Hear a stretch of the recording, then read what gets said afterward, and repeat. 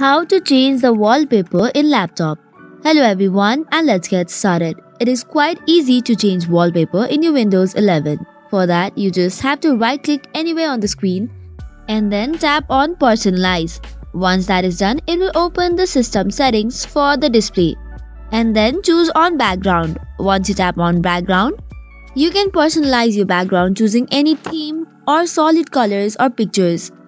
Once you do so, if you go back to your desktop, you will see that the changes is already incorporated.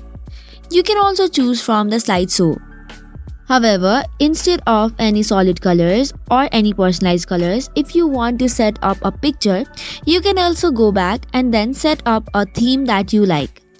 The process is same, you just have to select a theme to apply and it will be applied to the screen as well.